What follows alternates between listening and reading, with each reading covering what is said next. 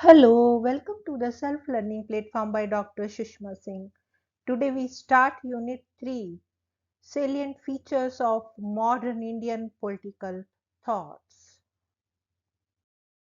And under heading Social Reforms and Hindu Renaissance, we are going to discuss modes of reformist thoughts. Bhikkhu Parekh had suggested that the argument of these Hindu reformers relied on one or more of the following four modes of arguments derived from tradition but deployed with a distinct newness to meet the demands of the changing times. First, they appealed to scriptures that seems to them to be more hospitable to their concerns. Vidyasagar, for instance, relied on the Parashumriti, while Ram Mohan Roy invoked the Upanishad. Second, they invoked what they called Sadhra Dharma, which they interpreted to mean the universal principles of morality. Third, they appeal to the idea of a yuga dharma or the principles that accord with the needs of the prevailing yuga or epoch.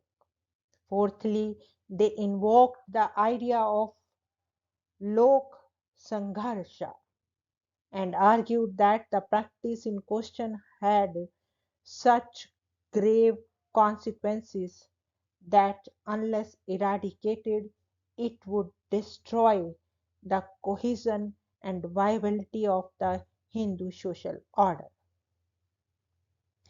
As instance, he mentioned that Vidyasagar argued that unmarried widows were turning to prostitution or corrupting their families.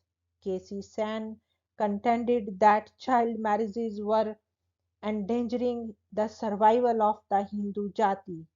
Dayanand Saraswati believed that image worship was leading to internal sectarian quarrels. V.R. Mehta has suggested that there are at least two important theoretical issues involved in these intellectual initiatives of the reformers. First, they worked strenuously to change the attitude towards the faith and other worldliness and assert the importance of action in this world. While they continue to assert the importance of the soul and spirituality as a distinctive feature of Hindu or Indian thought, they shifted the emphasis to underline the significance of enterprise in the service of the community. In that sense, they asserted the significance of secular, these worldly concerns in the face of the challenges of the modern world. Secondly, the main focus of their inquiry, however, remained not the individual but society, community, and humanity as a whole. They do not see society as an aggregate of individuals in pursuit of their self interest, but as an organic whole. He suggests that this was so for two reasons. Firstly, there was already a strong tradition in India that emphasized the wholeness or oneness of being. Secondly, the individualistic idea society was already under attack in much of the 19th century thinking in Europe itself. There is a third feature that he also mentioned in relation to later social reform thought, the concern with the welfare of the people and the attraction that ideas such as socialism and equality held for thinkers like Vivekananda and Bankim Chandra. Mehta also locates three broadly identifiable sources of the elements that went into the constitution of Renaissance thought. The first, the culture and temper of European Renaissance and the Reformation, and more particularly the ideas of Bentham, Mill, Crillon, and Coleridge, through which came a sense of democracy and rule of law and private enterprise. These ideas became available to the indigenous elite through the advent of English education. The second was the influence of the ideas of German philosophers like Schelling, Fichte, and Herder. This is a current, however, that influenced the later day nationalists more than the early reformers, with their sharp emphasis on the idea of work, community, duty, and nation that were more immediately the concern of nationalists like Bankim Chandra, Vivekanand, Bipin Chandra Pal, and Arvindo Ghosh. The third source identified by Mehta is Indian traditional thought. Here, the work of great Orientalist scholars like William Jones and Max Muller, who had brought ancient Indian culture and learning to light, became the basis for a renewed appeal to the greatness of that past. However, as you will see in subsequent units, it was the first and third of these sources that made up the framework of the reformist thinkers. The concern with nation and a rejection of everything British and colonial was strikingly absent among them. The next point is the arrival of nationalism. Nationalism could be said to have made its appearance in the last part of the 19th century. In this phase, the concerns and approach of thinkers change in a very significant way. Here, there is a strong concern with the freedom of the nation and an almost irreconcilable hostility towards colonial rule. Unlike the social reformers before them, they placed no trust on the institutions of the colonial state for effecting any reform. On the contrary, they displayed a positive opposition to what they now considered the interference by the colonial state in the internal matters of the nation. Alongside this, there is a parallel move towards privileging of the political struggle over social reforms. In this, we are going to discuss the inner and outer domains. Partha Chatterjee observes that there is a disappearance of the women's question so central to the concerns of the reformers from the agenda of the nationalists toward the end of the 19th century.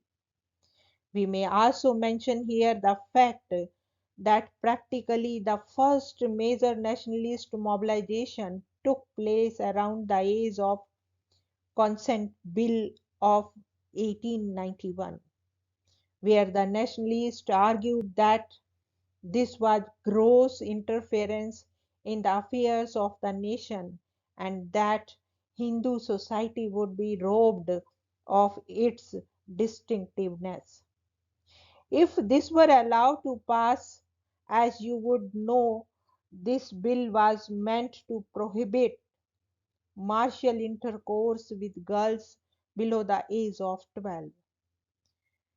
You would also know that in the past, most reformers had, in fact, solicited colonial legal intervention in the prohibition of certain practices, even when these supposedly intervened within the so called private sphere. It should also be remembered that this was a controversy that spread far beyond the borders of Bengal and lay behind the final parting of ways between Gopal Agarkar and Bal Gangadhar Tilak, the former supporting the cause of social reform and the latter staunchly opposing it. Chatterjee suggests that this disappearance of women's issues from the agenda of the nationalists had to do with a new framework that had been set in place by then.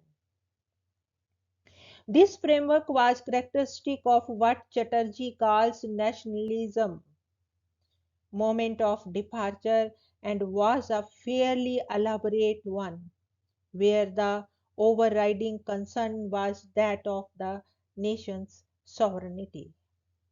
Here, Chatterjee argues that the nationalism began by making a distinction between two spheres, the material and the spiritual, or what is another name for it, the outer and inner sphere.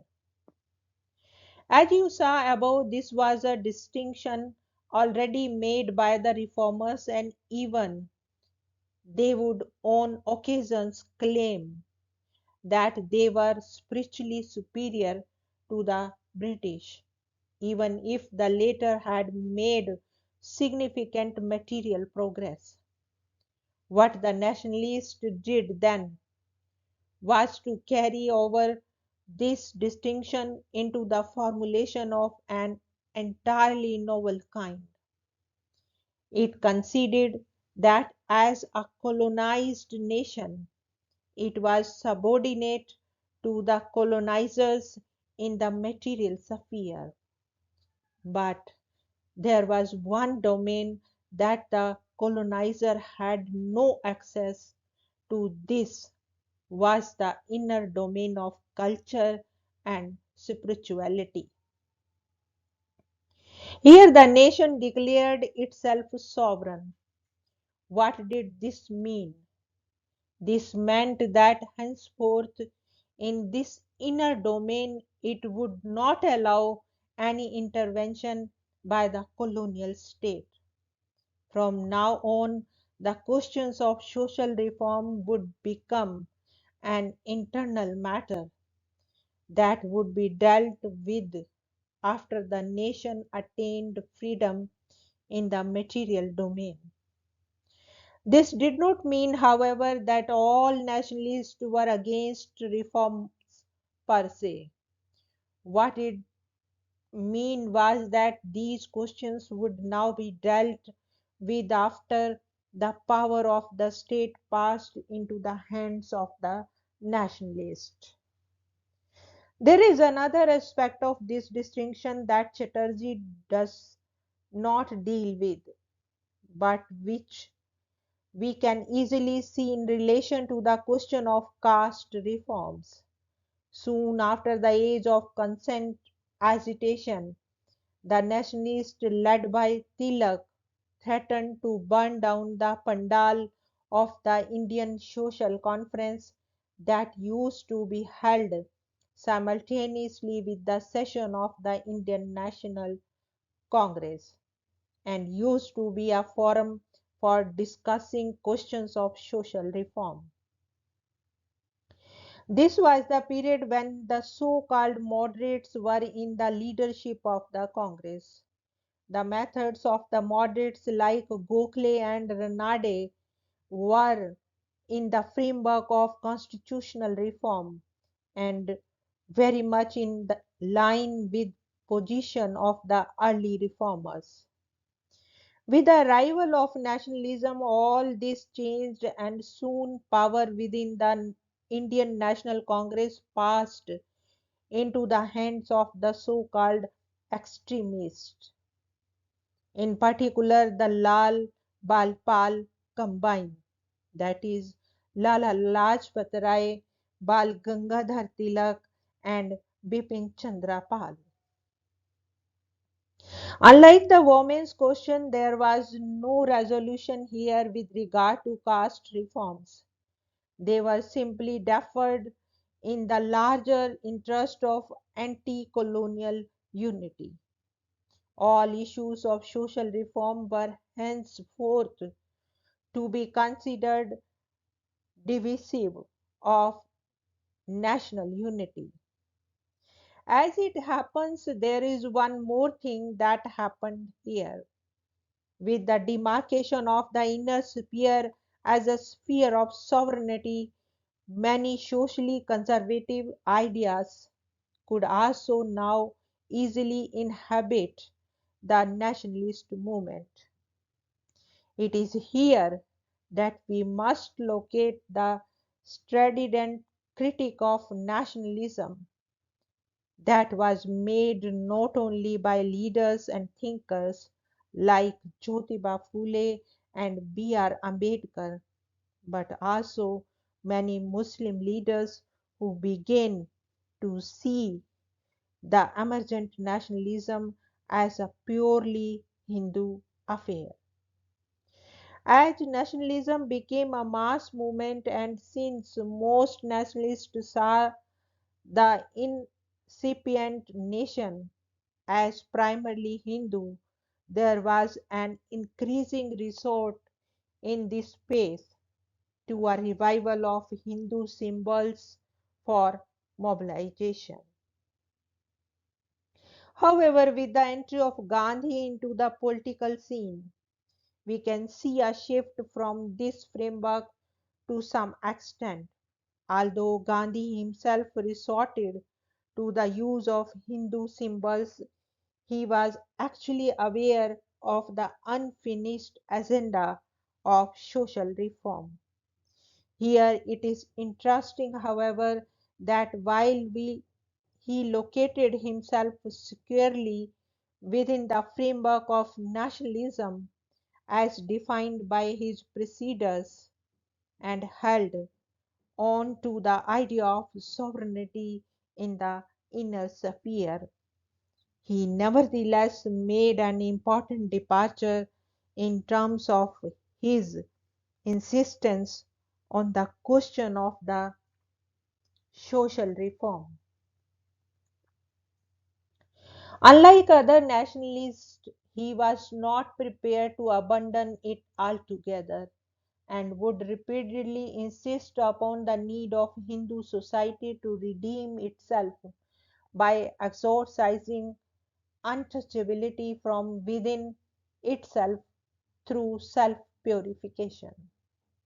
It is also interesting that while he himself used the idea of Ram Rajya as a utopia of nationhood, he made untiring efforts to draw the Muslims into the mainstream of the nationalist struggle. Now, the next point is concerns of the nationalist. At this stage, it is necessary to point out that it will be wrong to see the divisions between the different strands as those between progressive and conservative, or modernist or traditionalist. For as many scholars have pointed out, even the nationalists who rejected the standpoint of the reformers were working for the thoroughly modernist agenda. Their Valorization of Hindu tradition was not a valorization of existing practices of Hindu religion.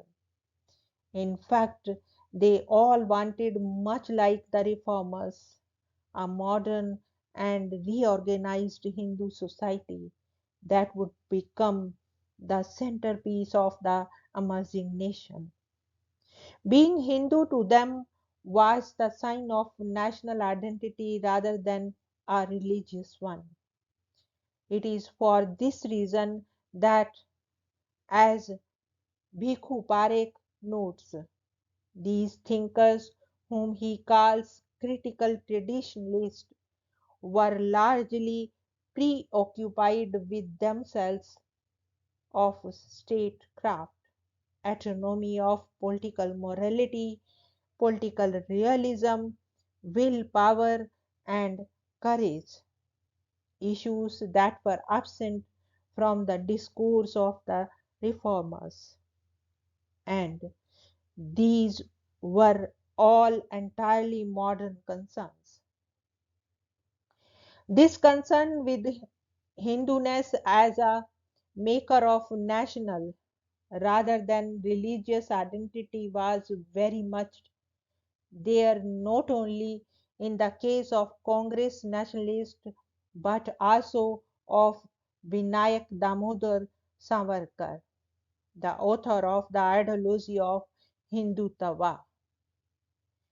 It is not surprising that Savarkar, who stayed away from the Gandhi dominated Congress movement, was a thorough modernist and atheist who was opposed to all kinds of superstitions and was greatly influenced by the scientific and philosophical achievements of the West.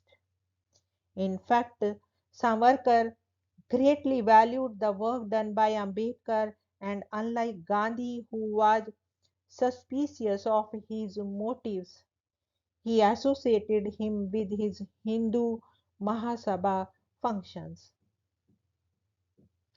What is even more interesting in that Savarkar critique of Gandhi was precisely because of Gandhi's wholesale rejection of modern civilization, science, and technology.